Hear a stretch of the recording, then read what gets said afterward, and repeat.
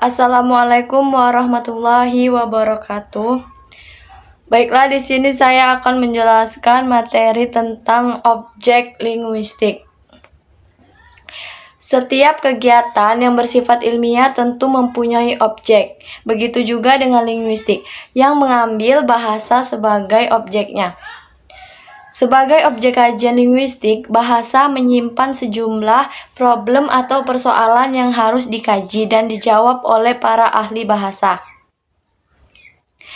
Nah, setiap problem kebahasaan pada akhirnya melahirkan disiplin ilmu tersendiri. Disiplin ilmu itulah yang kelak menjadi cabang-cabang linguistik.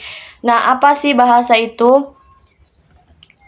Bahasa adalah sistem lambang bunyi yang arbitrer yang digunakan oleh suatu anggota masyarakat untuk bekerja sama, berinteraksi, dan mengidentifikasikan diri. Kata bahasa dalam bahasa Indonesia memiliki lebih dari satu makna atau pengertian, sehingga seringkali membingungkan. Untuk jelasnya, coba perhatikan pemakaian kata bahasa dalam kalimat-kalimat berikut ini. Nah, yang pertama, Dika belajar bahasa Inggris, Nita belajar bahasa Jepang. Yang kedua, manusia mempunyai bahasa, sedangkan binatang tidak. Yang ketiga, katakanlah dengan bahasa bunga. Yang keempat, pertikaian itu tidak bisa diselesaikan dengan bahasa militer. Yang kelima, kalau dia memberi kuliah, bahasanya penuh dengan kata daripada dan akhiran ken. Nah, ini adalah penjelasan dari kalimat yang tadi. Kata bahasa pada kalimat satu itu jelas menunjuk pada bahasa tertentu. Ini adalah sebuah long. Pada kalimat kedua, kata bahasa menunjuk bahasa pada umumnya. Ini adalah sebuah langge. Dan pada kalimat ketiga, kata bahasa berarti maksud-maksud dengan bunga sebagai lambang. Pada kalimat keempat, kata bahasa itu berarti dengan cara.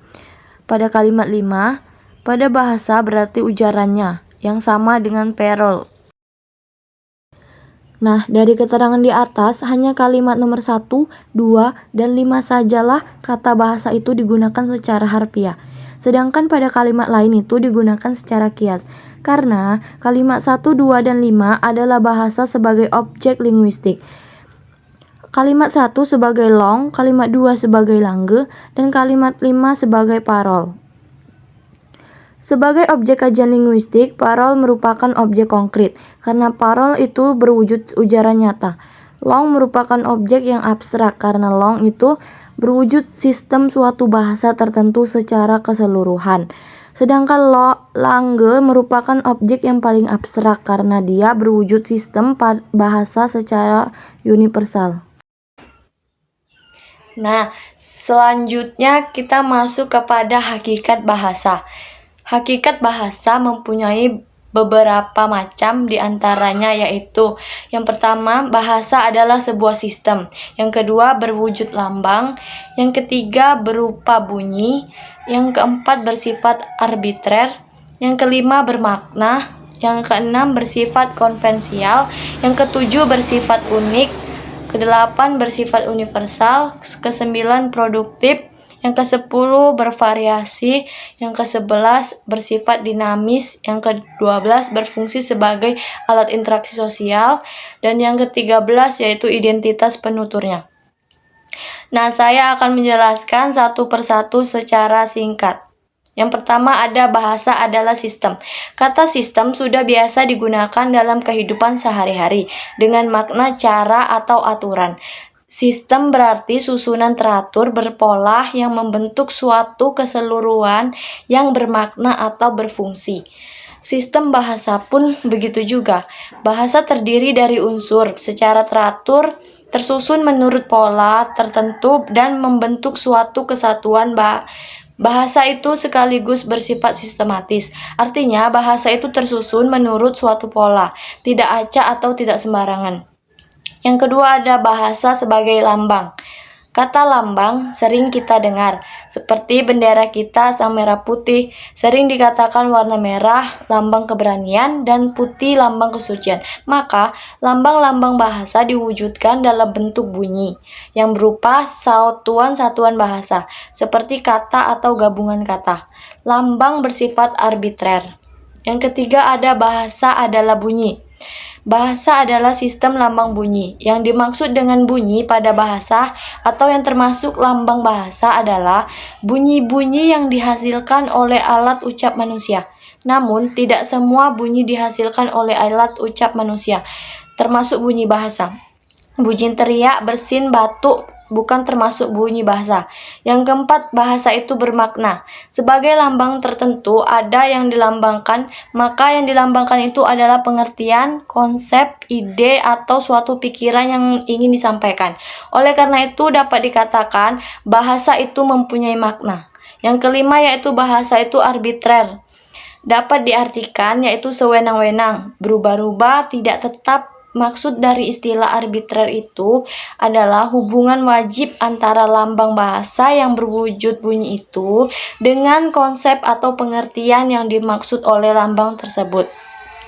Bahasa itu konvensial, artinya semua anggota masyarakat bahasa itu mematuhi konvensi, bahwa lambang tertentu itu digunakan untuk mewakili konsep yang diwakilinya.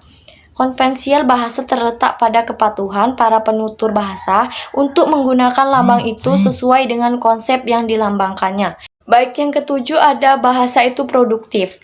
Adalah bentuk adjektif dari kata benda produksi. Arti produktif adalah bentuk hasilnya atau lebih tepatnya yaitu terus-menerus menghasilkan. Umpamanya, kalau kita ambil fonem-fonem bahasa Indonesia A, I, K, dan T. Maka dari keempat fenom itu dapat kita hasilkan satuan-satuan bahasa. Yang kedelapan, bahasa itu unik. Unik artinya mempunyai ciri khas yang spesifik yang tidak dimiliki oleh orang yang lain. Salah satu keunikan bahasa Indonesia adalah bahwa tekanan kata tidak bersifat morfemis, melainkan sintaksis. Maksudnya, kalau pada kata tertentu di dalam kalimat kita berikan tekanan, maka makna kata itu tetap. Yang berubah adalah makna keseluruhan kalimat. Yang kesembilan yaitu bahasa itu universal. Misalnya ciri universal dari bahasa yang paling umum adalah bahwa bahasa itu mempunyai bunyi vokal dan konsonan. Yang kesepuluh ada bahasa itu dinamis. Bahasa adalah salah satu milik manusia yang tidak pernah lepas dari segala kegiatan dan gerak manusia sepanjang keberadaan manusia itu. Dalam kehidupannya, di dalam masyarakat, kegiatan manusia tidak tetap dan selalu berubah. Maka, bahasa itu juga menjadi ikut berubah.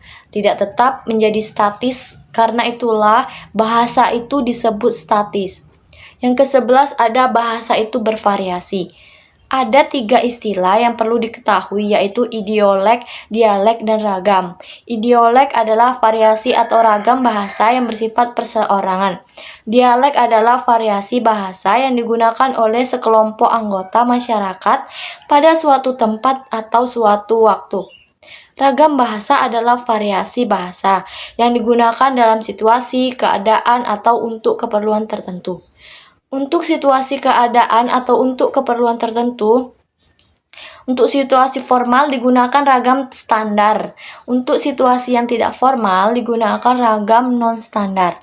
Yang ke-12 ada bahasa itu manusiawi. Alat komunikasi manusia yang namanya bahasa adalah bersifat manusiawi. Dalam arti hanya milik manusia dan hanya dapat digunakan oleh manusia. Alat komunikasi binatang bersifat terbatas. Dalam arti hanya digunakan untuk keperluan hidup kebinatangannya, itu saja. Kalaupun ada binatang yang dapat mengerti dan dapat memahami, serta dapat melakukan perintah manusia yang diberikan dalam bahasa manusia, adalah bukan karena inteligensinya, melainkan berkat latihan yang diberikan kepadanya. Tanpa latihan yang berulang-ulang, mustahil binatang itu bisa mengerti bahasa manusia. Lalu, melakukan perintah manusia yang diberikan dalam bahasa. Baiklah, segitu saja penjelasan dari saya tentang materi objek linguistik. Saya akhiri dengan Assalamualaikum warahmatullahi wabarakatuh.